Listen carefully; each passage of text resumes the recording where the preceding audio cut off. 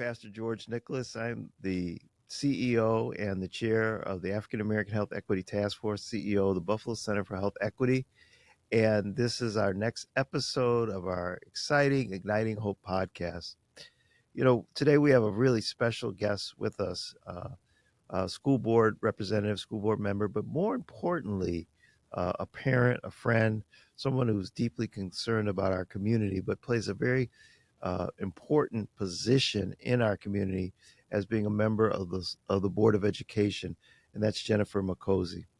And what we want to talk about today is really a subject that I don't think we talk about enough, or we talk about it after some kind of incident happens. And let me kind of frame this a little bit, and before we bring Jennifer in.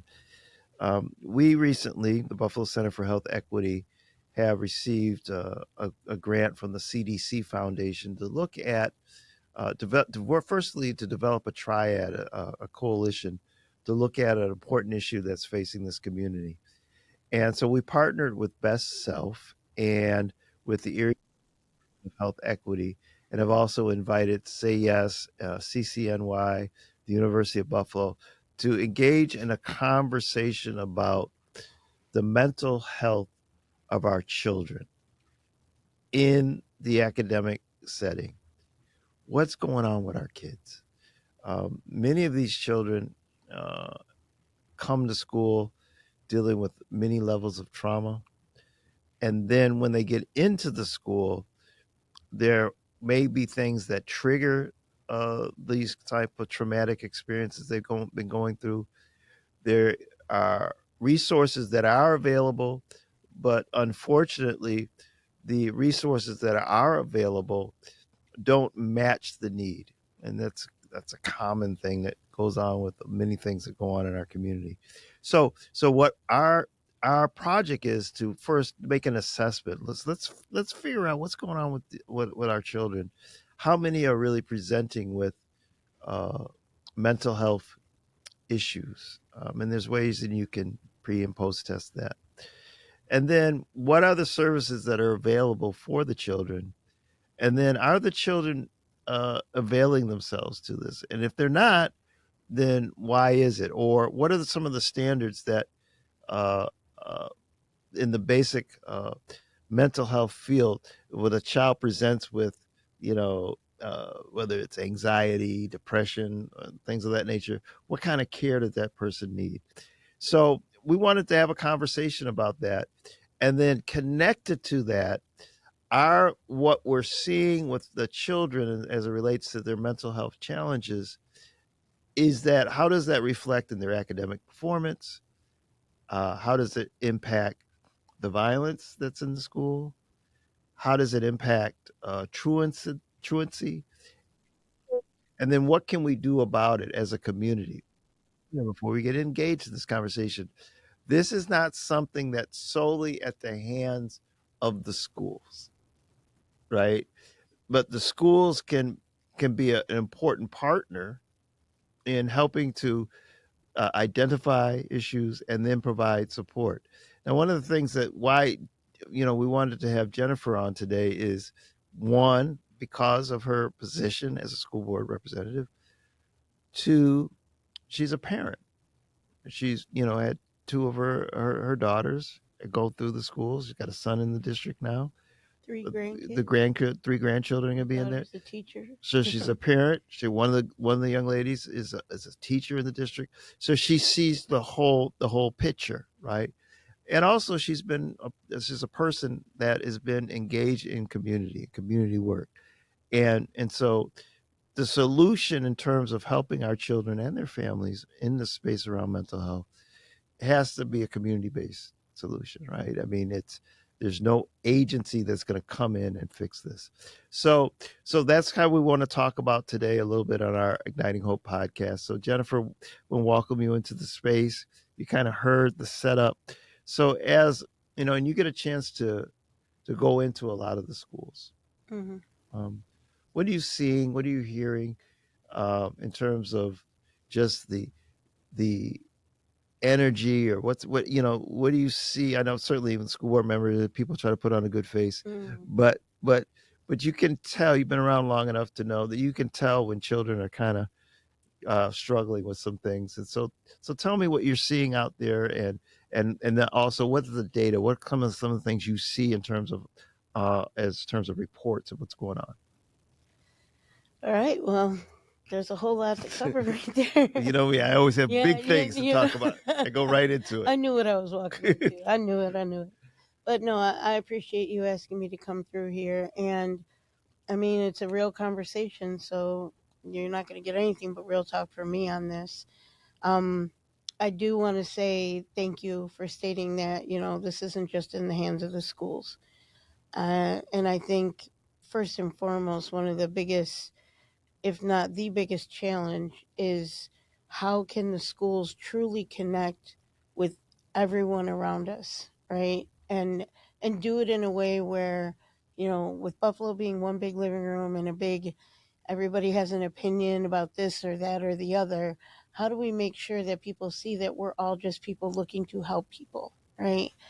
And from all the agencies, from the police, the DA's office, and all the folks that, that we rely on if there's issue.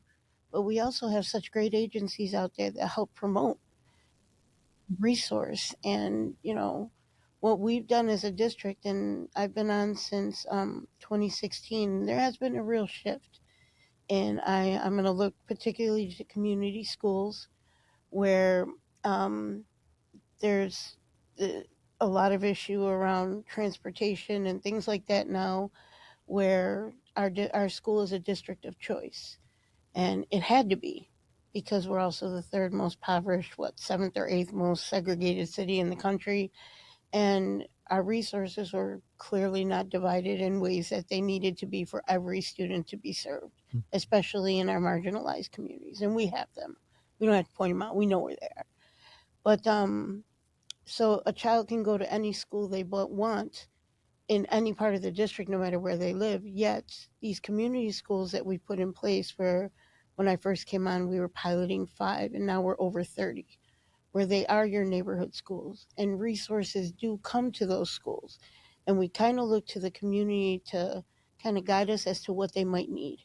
The district I represent is the West District, so obviously it hasn't changed so much in the past 20 years, where it's very diverse. Our diversity in the 1, 4, 2, and 3 is compared to Detroit. So Mm-hmm. we, upwards of 83, 84 languages in one of our schools alone. 2 of our high schools are renamed international Mm-hmm. for a reason. And so our community schools, there's a lot of English language learner, assistance in those schools. This is what the community wants. Urban farming. These are classes that we're teaching in our schools because this is where these folks are coming from. They farm in order to sustain themselves. But where we live, how do they get that done? So they're actually teaching other people how to urban farm because Mm-hmm. they've figured it out. Right. And I'm just stressing that because these are the resources that are in our community schools. And I would love for people to take advantage of, looking into what schools are your community schools. Most are walkable, they're in the neighborhoods, and we have legal, financial, social emotional help, dental clinics that come around. We have food pantries. And this all has been brought on by what the community said they wanted. Mm-hmm. So again, I really wanted to stress how community is very important in how we Mm-hmm. connect with others. When I am going into schools, you're right. If you announce it, you're getting a dog and pony show, and that's just the nature of the Mm-hmm. beast. That's Right. that's Right. exactly what it is. Right. You can't tell people don't do that. That Mm-hmm. when the school member comes in, it's Mm-hmm. how we're supposed to be treated, I suppose. But I want to come in as a mom. I want to come in as someone who tries to understand. And there isn't a single person in the district who doesn't already know that when I talk to my admin or anybody in my schools, I want the real deal. Mm-hmm. I don't appreciate the whole don't talk to the board member thing. And, a lot of us will, if we don't know, if you don't tell us, we don't know. Mm-hmm. And we've really kind of Since the last administration, we've really opened up the doors for people to be more open about the challenges that they have in their buildings. Right. And I think because we brought in Dr. Williams Knight, who was working for the district specifically in the social emotional development department, Okay. she was very keen and aware of what we needed in our schools, and it was an immediate whole child approach. Okay. Um, And what does that mean in terms of when you talk about a whole child approach? so you have, for decades and on, if you miss 5 days of school, there's this sort of Mm-hmm. consequence, right? Right. If you get into a fight, there's this consequence. If you everything had a consequence, so to speak. And the whole child approach is, okay, you missed 5 days of school. Are you okay? Mm-hmm. What might be wrong? Can we have a conversation with your family? Is there something going on in your family? So we've had to really dig into how you do that without being, offensive or having people feel that you're a child may not say something where there might be some serious issues at home Right. where they feel they can't. Right. Um, so we're working through how to do that. So we've had to get outside assistance to come and help us figure out how to really approach this. We have a health and wellness policy that was really, the community really put a lot of work into that. And well before I came on as a board member, I was involved in some of the work, but the way Mm-hmm. that this is kind of, it's almost like a working document, or Mm-hmm. what do you say, living document that Right. Right. just changes. Um, are we 100% on top of everything? Absolutely not. It's Mm-hmm. very hard to be on top of Right. everything. But the fact that we've switched gears in such a way that no matter what happens in Buffalo, like I said, you take 9 people from all different walks of life and you stick them in a room, say deal Mm-hmm. with $1 billion budget a year, Right. Right. you're going to get tension, right? Right. So everybody who's like, "Oh, the board don't get along," you probably don't get along with half your family Mm-hmm. either, but you're going Mm-hmm. to get it together. Right. And if you look at our votes, majority of them are unanimous votes because we'll battle it out, but we'll get it done. Mm-hmm. And I say that to say when people think of how the board makes decisions, Mm-hmm. we work in tangent with the superintendent. Mm-hmm. We took on a governance training in this last term that I've had. My first term was ousting a board member and a learning curve. Second term was COVID. And this term, we finally got to work. Mm-hmm. Took a governance training. How do we get over ourselves? And instead of every single person that comes to us with all the issues that they might have, we have a superintendent, and that's what they're there for. And this training was taken in tangent with the superintendent. And we was able to really peel back some layers of what has been just kind of okey doke ways of doing things Right. and putting real systems in place with the data and the numbers that Okay. you're asking for. So how does so when you think about the child, right? Um, and so I get it every once in a while. I get a chance to talk to parents, kids, going to a couple schools, and I gotta say, and this is no knock at people's effort. I think those kids are hurting. Mm-hmm. I think there's a lot of children that have a lot of emotional pain and are dealing with a great deal of anxiety, trauma, um, and and I think it plays itself out in acts of violence. Mm-hmm. It plays itself out in acts of resistance and defiance of authority, and so how do we? And as a community, I don't think we're paying close enough attention to what's going on with our kids as it relates to their mental health, right?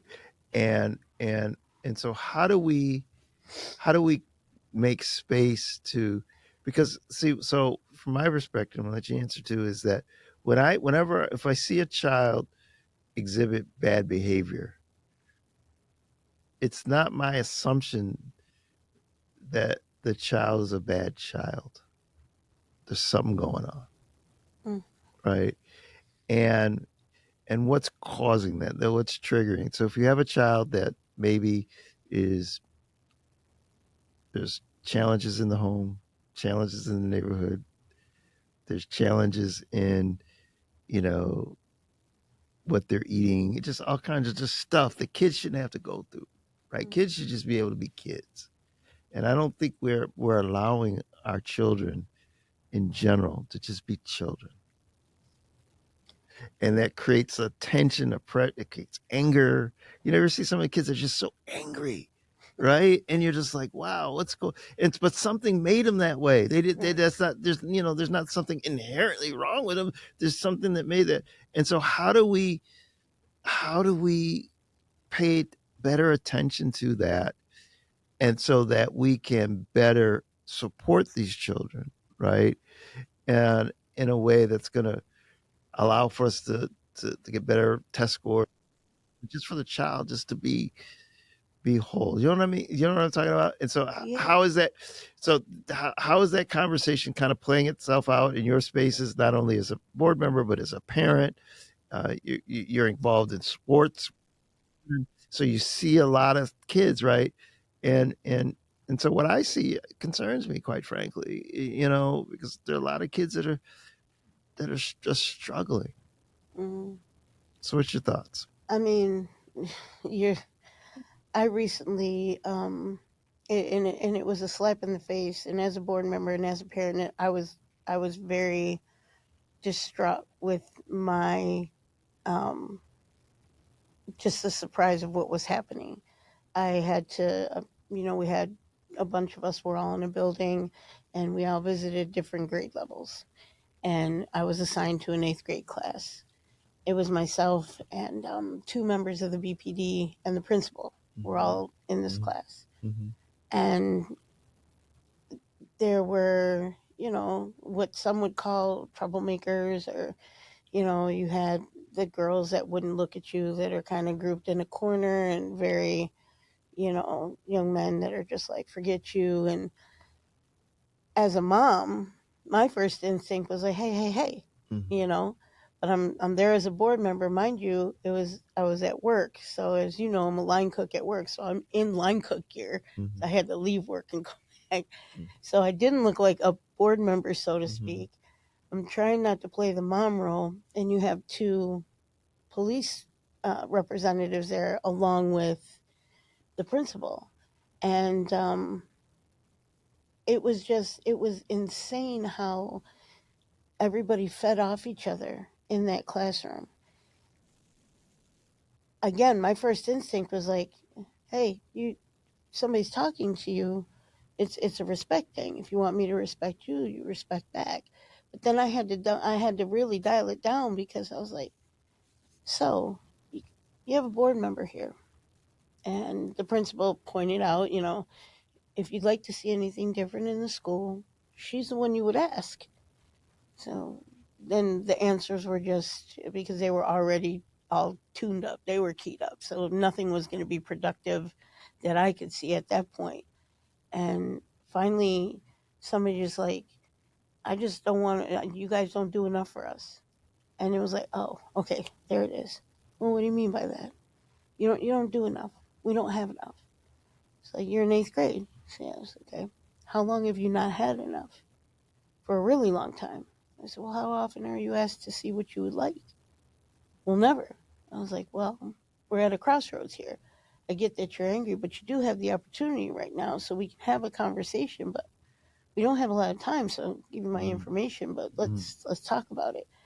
There were so many ways, because it was just pockets of just, what people would consider kids being bad, but it was happening in multiple spaces within 20 kids in different groups. So what does that tell you about the environment? What is it telling us about? It There's something really going on. I'm telling you. But go it ahead. really opened my eyes to, um and the school was in my district, so I'm able to like really connect with that principal, and maybe just, see if those children want to have a conversation. But I'm at a crossroads of what to do. Now, mind you, the principal is in the room, and it was hard for him to control the class because there's no real controlling when you have, and number one, it's like an event that's happening. It's not your normal class time, and you have a police, I guess, some sort of chief, a woman, and then another woman supervisor. But both of them have had stories of overcoming from different neighborhoods, and they were trying to share their story. It wasn't about, none of them came out with, I'm a police officer, so you should behave. There was none of that kind of attitude. And it was still trying to figure out how to connect with those kids. So You how know many what of I those mean? children you think So are dealing with trauma though? from base, this is why I'm saying this out loud, is I really feel like there was at least out of the maybe 15, 20 that were there, more than half. I And mean, more so many than half children are dealing with like because abuse, neglect, rejection, right? And if these things you, will just they will, and we see it. Putting my pastor's hat on, is when those things are dealt with, I see adults that are just in a lot of ways like children. Still dealing with a lot of well, just just think about, heavy stuff, right? That never got unpacked. And my question is, I mean, it's not a question, but how do we got to make a shift somehow to recognize that there's a great need for healing, mental and emotional healing that our children have. And are we creating environments that are conducive to that healing, right? And I know it's a big question, but I mean, even just like how even some schools are set up, and just the like you just going through a metal detector and seeing law enforcement. There's a lot of, yeah, I'm just amazed at the amount of yelling that I hear in a school. mm, And that does something to a child, right? Who may already be dealing with anxiety, trauma, depression, all kinds of stuff, right? And and I'm not blaming him. I'm just trying to paint the picture, and then to deal with an environment where there's a lot of tension, a lot of yelling, maybe not the necessary level of nurturing. You know what I mean? And then we wonder why so and so acts out, or they skip, or mhm. you know what I mean? And so how do we approach this? I mean, we're going to be trying to look at some of these things to our grant, but how do we how do we approach this, and from your perspective, as opposed to just, we can't just keep doing what we're doing because it ain't working. It's not working Yeah. for these kids. No, no, I get that, but I mean, So what's all your right, thoughts about you my, ooh, you asking? Here we go. it? I'm serious. So there's a band-aid effect going on in this entire city on Mm, so many levels, okay. right? So if we're not accepting because of whatever our faith is, or because of who we are, or what we know, or who we think we know, we're not accepting the reality of what is happening in our city right now, Okay. then you can't expect one entity to fix it. Okay. So I can see in a lot of things that are traumatizing her. You got homeless teenagers. Mm-hmm. We have a whole, I know. excuse me, you got a whole department dedicated to our couch surfing kids. I know. And is that something that any other school might be doing? We're doing that because we know there's a need, and we're trying to make that So who can help the something. schools? So There a you go. That's school, what as a I'm school, asking you. the school. So you can't expect the school and to provide all the support. I think there's a level of support. So you got homeless Oh kids, right? yeah. So Oh so yeah, there's a who are the other responsibility by us partners? all. Who are the other people that could come along just for the sake of the child? Just for that, I'm not talking about anything. You can't name them. Everybody is a partner. Do you know how many CBOs are in Buffalo, New York right now? Yeah. Do you know how many Uh, CBOs are siloed in Buffalo, New York? Because everybody's but is a fighting for the CBO the same answer to that? funding. No, no Right. one. I mean, I come from that world. Right. It's how I got involved in this. I'm not a board member because I decided I want to be a political person. Right. I'm a board member because I help rally people Mm-hmm. to speak up about what was happening in their schools. Mm-hmm. And I was told you can get on the board. Mm-hmm. And being who I am, I didn't Mm-hmm. go to college. I can't be on the Mm-hmm. board. Oh, yeah, you can. And here I Mm-hmm. am. But that's just one story. Right. If we have all these entities and every entity does good, we're surviving on where people are doing good. Maybe they're doing good because they have to show that they're doing good, the numbers Mm-hmm. to keep their funding. Let's be real. Some Right. folks are like that. Mm. But then you have other organizations that are doing really great work that are they're not being recognized for what they do. Okay. And my biggest thing is if you really want to see where the ground level is, and this is just my pie in the sky, and I have them. Mm-hmm. I have them. Mm-hmm. Is you really got to dig into the lives of these children. Mm-hmm. You have to help what's going on at home because Mm-hmm. you're not going to change what's going on in the schools. The tension, if they come to school teed up Mm-hmm. because everything is so I know. awry, Right. then the school is just another level of their tension. Mm-hmm. So, again, we are not perfect. I Right. say we because I'm 150% invested, Mm-hmm. and all three of my grown kids all went to BPS schools, and my two Mm-hmm. daughters, and And they're wonderful. I, Wonderful I'm moms. They're just single great. mom. Yes. The poverty line They're was great. something I was They're great. stretching to reach, They're great. but they did well. But there was we didn't have money, but we had love in the How did house. they manage their mental health? Because I know there must be. They're I'm. I know the these girls, are so they're I'm. mixed I'm being children set up who questions, but they had questions, yeah. and I was that's just one part of their mental health that Right. I know was Right. struggling with them. I'm like, Right. Right. I talked to your grandfather. Yeah. I would never for 1 minute, presume to know Mm-hmm. what they would be going through when they're thinking of their black culture. Mm-hmm. But that was big for them. But I Mm-hmm. pointed them in directions, and sometimes people don't know who to point to. Yes. It could be just as small as, and it's not small. How many people are being raised by their grandparents right now? Mm-hmm. Yeah. And your grandparents' mentality is 2 or 3 generations away from where you are right now. So you have that tension right there. That's a trauma. If your mom, who might have had you when she was 16, 17, and is still looking to find her way, and you're coming up along with her, that's a tension. But your mom's working, Mm-hmm. and the system is screwing her over because if you make more than $10 an hour, now you can't get food stamps, but you're Right. in that. You know what I mean? Like, No, I know. all of those things play into what can happen in the schools. But if we were real, because we can say we partner, everybody partners. That word partner is just Right. sometimes it's a gimmick, sometimes it's real. Mm-hmm. But I would love, and I have said this before, and I got laughed at by our previous administration in this city. Mm-hmm. Why is it that we can go to meetings all the time? Everybody has a meeting or a Zoom meeting or whatever.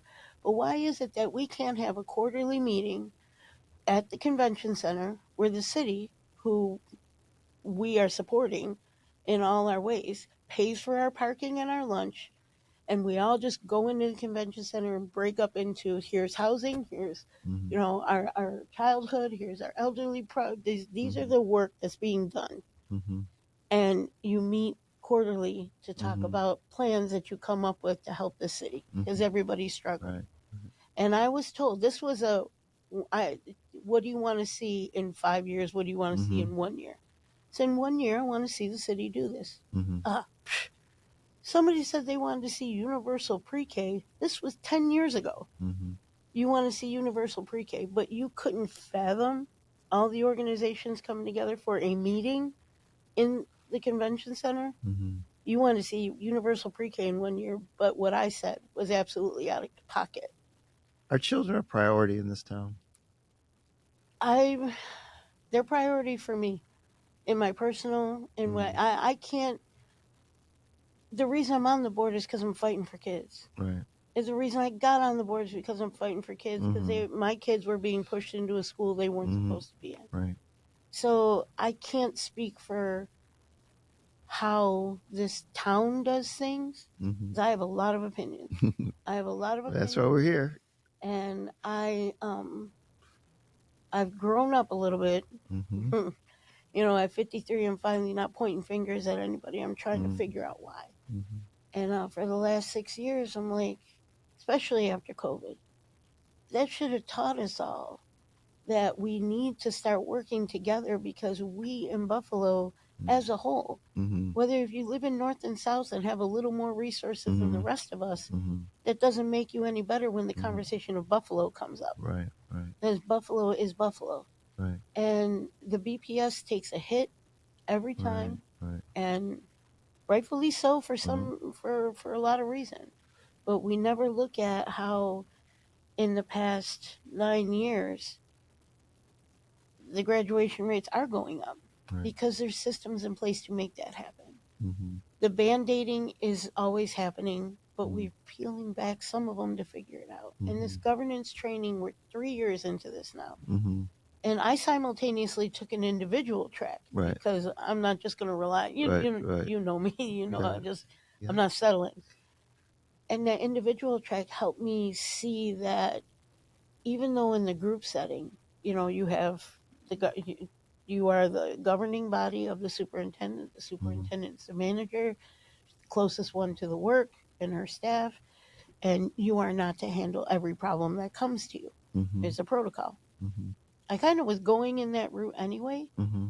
but then I'm breaking rules when I'm like, all right, Mm-hmm. if the superintendent, if there's an issue with what's going on in the district, and a teacher, an admin, or somebody has issue, I have an open door policy, because Mm-hmm. I can't help you until you tell me what's up. Mm-hmm. And I may not even be able to help you, Mm-hmm. but it helps me understand what's going on in the district. And that's how I've been rolling. But when it comes to what we're doing with our students, providing safe spaces in the schools, providing places where our kids can, you know, and Alex takes full advantage. Yeah. And 90% of the time, because he needs to. Right. And for those who don't know, I have a ninth grader with an IEP, Yeah. and he needs to, every now and then, just I need to go. So there's places in our schools now where our kids So can they have. So there go are back. places that could where the child is feeling anxious, having the proverbial meltdown. Yes. There's Well, let's there's a put it this way. caring space or caring adults for many of these children. Some of these children. So I'm going to put it this way. There are spaces, there is freedom to create these spaces in any schools. There is Mm. no, that's not a good idea or whatever. There's no directive from anyone that says you cannot have safe spaces. Mm-hmm. And I am quite sure that most of our schools have them. Okay. If they do not, let's ask why. Mm-hmm. But I'm just saying that that's an opportunity that was never out there for our students or for our Mm-hmm. teachers or for our principals to have, Mm-hmm. because it just, not saying it was never out there, but it was never taught, it was never encouraged. Right. And now that it's encouraged, there are some schools that take full advantage and make that priority. Mm-hmm. And But my is wish there a is that we uniform? do that. So it's kind of left up to the individual schools. It There's So not a if you standard look at our policy. code of conduct, if you Okay. look at our code of conduct, there is written in the code of conduct that we do have these spaces. Okay. So they should be there. I'm saying some schools really embrace the idea, and what my pie in the sky dream is that we put a par down that every school embraces it in the same levels as. I mean, Why wouldn't the some school schools embrace it? you. I'm just your opinion. I'm just I mean, because a child can't learn if they're just overwhelmed emotionally and mentally. you have a lot of what I've seen, and this is. I mean, you want a real talk. I see this pressure that some of these schools that are under resourced are going through. And they're not under resourced because the district isn't resourcing. They're just that Does that create an school. anxious environment? It creates an anxious environment when if the principal's anxious, everybody around the principal is going to Right, be anxious, right. right? But there's not, what I haven't seen is like people throwing their hands up like I'm done. Right. Just come in, do your work, and be done. I really believe if something like that Okay. that obvious would come to pass, we'd all hear about it at Okay. this point, Okay. which was kind of the MO when I was coming up in the Buffalo Right. schools. If a teacher wasn't having it, Right. we all knew they weren't having it, and we Okay. would suffer behind it. Okay. So that type of it, it's leaning toward being more of a really comfortable environment, Mm-hmm. but the trauma that people bring into the schools, it makes it hard for people who, either they don't experience trauma because they just, we got a lot of our teachers and folks who just don't understand the dynamics of Buffalo or don't understand what our students are dealing with. Do we have the issue of, teachers not really looking, recognizing, or feeling what our students deal with every day? Yeah, but have we been approaching it? Yes. Okay. We have, we are literally trying to recruit teachers from all over. My own daughter come from Yeah, the she's great. University of Buffalo She's teacher great. residency She's program. great. Yeah. And that's, it focused on, our Mm-hmm. diverse population Right. of teachers that Are want to those kind of change. programs going to be taken away They by the? are taken away. I went to the last meeting last week, Right. and as of this week, that whole program was dismantled By the federal government, by the federal Department government. of Education. That's right. So And so and so a program. as a board member, I'm trying to contain myself. No, but I mean As this is Jen, good I'm about information, to and for to understand. So there was programs a that try to program. help the So one system right. are being dismantled because the DEI programs. So our culturally linguistic or CLRI, culturally Right. linguistic acronyms are killing me, but this department has grown tremendously, and it is just because they focus on culture and they focus on uplifting our students and where they come from, right? I went out of the many programs. This this is our young men's programs, our young women's programs, Mm-hmm. the Our Story program. Mm-hmm.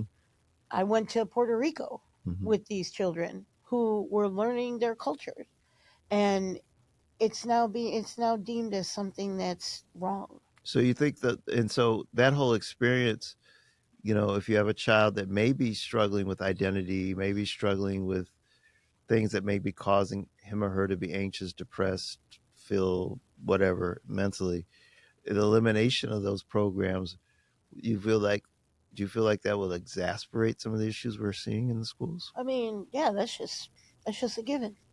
You Mm. take away what people lean on in order for them to have a better experience in school. It's almost like taking away sports or Mhm. arts, right? If people are leaning on these in order to feel comfortable in the space. So in a district that's majority African American and Hispanic and many people, how many different cultures do you have in the Buffalo? There are, like I said, there's 83 languages. That's a 83 that's a languages. literal number in Right. our one of our international schools. Right. So And we have the top 12 languages that are being translated, right. in all of our material. So DEI would be essential, right? Now, one of the things that people to understand is, and you mentioned IUPs, and me as also as a parent who had a child who has a child on autism spectrum, that is in the DEI programs. It See, people is, don't but it's understand. See, people don't understand. They think DEI is just about race, but it's not, is it? no. Well, so that's now you're starting to hold up you're pulling up the blinds a little bit Mm-hmm. in what the mirror was before, and the mirror was there's special education, Mm-hmm. there is DEI didn't exist. Mm-hmm. So, and we keep saying DEI, but stop putting a label on just teaching. Mm-hmm. Like when we held strong, and our former CLRI director, Dr. Fatima Morel, Mm-hmm. I mean, receiving death threats for wanting to implement real history into our classrooms. And that's what we did. And yes, it brought up all it brings up all of the ugly. But why? Isn't the role of education to It's teach it's truth? it's teaching truth, right? Right. So the district, and this is where I really feel like, people want to bash the brand all the time. You want to Mm, bash the schools, but if you look at the risks that we take in BPS in order to try and do right, try and be better a little bit, because we this ain't. I mean, it costs a lot of money. mm, My job is fiduciary. It's $1 billion a year with a B, mm, and we literally struggle because there are so many uh, different areas that are mm, in need. right. 93% of our funding comes from the state, Mm, right? And then the other seven comes from federal. But that seven is our title funding mm. that deals with our most marginalized, impoverished, low income students So the and federal whatnot. government is taking money from children that have the greatest need. Yeah, Okay. yeah. And what, people still believe, and not say still believe, but people are unaware that the Buffalo City School District is not paid for by your tax dollars. Mm, We are part of the Big Five, mm, and the Big Five being five of the most, you know, either populated or impoverished, whatever categories they want to put or us have in, or have the most black children. or have the most black children. So ourselves and Syracuse and you know what I mean, Rochester. Yep. So we're Yep. funded through state and federal funding. Right. So when people are talking, you make jokes about Linda McMahon being the department head chair of education. It's not a joke to us because we are not funded by tax dollars. This is our money for our students, Right. and it's being messed with on Right. top of everything that our students are dealing with. And they're already living in a difficult situation. And So when you talk about safety, I just want to point out yeah, go like ahead. the evolved systems and having like before this, I would say 6 years ago, there was the controversy of police being in schools Right. and undercover cops at our sporting events and Mm-hmm. whatnot. Right. And we did put that to rest and then really worked with the SROs, which are not just police officers. What's an SRO? So it's a student resource Okay. officer. And they're Buffalo police, but they are trained in a way to deal with their students. And there's certain protocol for them. Right. So when you say, you can't have this or you can't have that, second largest district in this state, in an area where, we're not living in like some areas that are the safest neighborhoods in the area. We're just not. It's just our dynamic. Right. So every single person, including our students in those schools, have to be protected. What do we do? What do we do? If you only think of police, that's not the Right. way to go. Right. The Buffalo Peacemakers, Right. safe passage is huge. Mm-hmm. And I don't even know if you know this. I was on the original board Mm-hmm. for the Buffalo Peacemakers with I with know. with Welts. Yeah. And just the idea of our students being able to ride the bus and the train and get back and forth with safety and with people who are not police, Right. but they're your neighbors. They know Right. you. They know your family. This is key, and they're everywhere now. Without it, this is what I'm talking about. That's community right there. Could you imagine if the peacemakers weren't a part of our Right. our kids coming and going every day? Right. That would Right. be a real problem. Yes. So how do we? I never even looked at them as like a serious example of how community can come together. So as we close, and Jennifer, I appreciate you coming and being so transparent. Um, you know, we I have to feel like you fight. just touched the Yeah, screen. well, yeah, but that's why we're here to ignite hope. But in order to ignite hope, sometimes we have to ignite conversations, Mhm. and and we have to, as a community, across gender lines, across ethnic lines, religious lines, whatever lines there, Age. we have to have conversations about how we're going to. We all have to be able to agree that we have to do better by our children, Mm-hmm. right? I mean, that's got to be something that we got to be able to find common ground to know that our children are experiencing um, living in very stressful, traumatic environments, um, and we need to help them more. Mm-hmm. And we all have to be part of that we. So we cannot say that it's again 100% the school district's responsibility, while they have a responsibility, but we have to create a community, an environment, a society, a city, a county, state, whatever you want to call it, that centers the health, welfare, and protection of each child. And if that requires shifting resources to demonstrate that they are a priority, then we got to do it, right? Or we can just lament about, when a child, one of the things that people don't understand, you look at the data, suicide rates are increasing for our Mm-hmm. kids, right? Mm-hmm. Suicide rates, And it's why, harm, like, our self harm stuff. missing-evento Yes. department exists, because we don't need, But what, regardless of the a child so situation that broken they're that in. they give up at that point, and it's just that we have to take responsibility about that. We cannot say it was that child.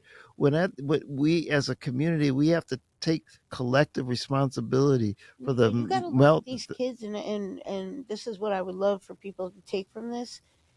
These are children who are couch surfing and are homeless, but they're kids who want their education. I want people to realize that Oh yeah. they're in the system because they want to be.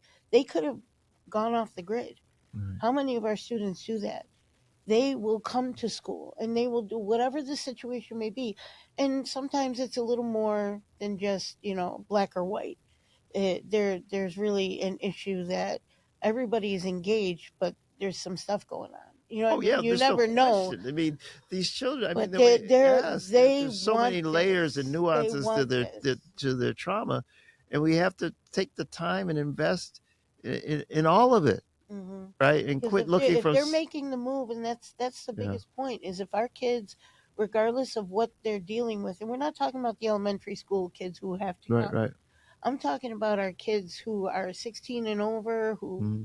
may have another place to go or have other options Right. if they choose to. They choose to come to school. Mm-hmm. So for us, it's our priority to make sure they stay. And then how can we help Mm-hmm. at home Right. to make it more stable? Right. And that's the question that when you ask, what do you do? That should be everybody's question. Right. Because if the kids are our future, then how can we help you? Right. But who are we asking? And if you don't like that person because their family don't like that, none Yeah. of that matters. Right. And that's Right. Buffalo. Right. Like I said, everybody's one big living room. We're all related, or we all know somebody who knows Right. somebody. Right. We don't like this person or that. That puts a hindrance on things. Right. So people need to get over themselves and try and figure out, what is it that we can do for you. And if you're not the one who can provide the resources, Mm-hmm. you be the messenger. Hey, you have the resources. Let me help you go and tell people, or let me help you knock on doors and see. Oh, I don't like knocking on doors and talking to people. Let me be the one to sit behind the computer and say, okay, we talked to this person and get a database going. Mm-hmm. There's a role for everybody to play, regardless if you have material to put out there Mm-hmm. or if you just want to help. Mm-hmm. But nobody has a central place to ask. And everybody's afraid that if they ask this person, this other person's going to hear, and then they're going to talk about this person. Mm-hmm. Who cares about all that? That's the biggest deal. The silos in Buffalo are ridiculous. So we're gonna work on that, and so we're gonna have you come back on, and maybe some other partners, and talk about how do we break some of this stuff down, because it's our children, and we're focusing today really just about the mental health of our children, the emotional health of our children, and the longer we delay in bringing this kind of systems change and bringing that kind of unity, elimination of the silos, finding common ground to find common solutions, the longer we delay in doing that, the more at risk we put our children. Mm-hmm. And And then it's another generation. right, Like people label them and all of that. right, Like, right.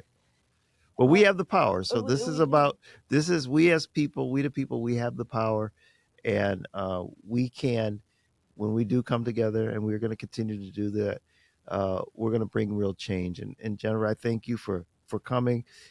There are people like, and if you're a parent and you think that your child is demonstrating some things that concern you, speak up, ask for help. Don't, it doesn't matter what people think about you. Do what you need to do to take care of your child. And there are people out here in community, in the schools, in neighborhood organizations, in churches, different places that will help you and your child. Reach out, ask someone. If you're having troubles within the schools, whatever, Google Jennifer. Go on her. If you go The to Eve send her an email. buffaloschools.org, Call her. Yeah, you'll and I've see known her more. for a lot of years, and she'll respond. It might take her a minute because there's a lot of people out there, but do what you have to do to take care not only your child, but if you have a friend or somebody else whose Hmm. child is struggling, encourage them to go and seek and get help. There is no shame in asking for help. There's no shame in asking for help. We have one of the first things we have to do in order to make deal with these issues of mental health is eliminate the stigma. Right? There's Hmm. nothing wrong with you. We all need some help. All of us are struggling. I in one of my sayings, I say being black in America is it makes you susceptible to mental health issues because of the stress and trauma of dealing with structural and institutional racism that we have to deal with in this country. And that goes for a lot of people in a lot of different communities with a lot of different issues. But the good news is that there is help available for you. So I'm just so grateful, Jennifer, for you to take the time to be with us today. I'm Pastor George Nicholas Thank you for from having me. Igniting Hope from the Buffalo Center for Health Equity. We have our Igniting Hope again. I want you to start marking this down. September 19th, September 20th is our 8th annual Igniting Hope conference. You're going to hear more and more about this over the summer. And what's going to be great about this year's conference, it's all going to be about coming together as a community and coming up with solutions on how we can make our community better, and that will have the impact upon health outcomes. We have to be healthier, both physically and mentally, spiritually, emotionally, and we can only do that when we come together and work together, love each other, and serve each other. And we're going to be talking about unpacking that over the next few months. So I'm signing off now. Pastor George Nicholas. Go on our website, buffalohealthequity.org, buffalohealthequity.org, if you want more information about this topic or any of the work that we're doing. We love you. Everything that we do at the Buffalo Center for Health Equity is rooted in our love for humanity. And we love you and we thank you for spending the time with us this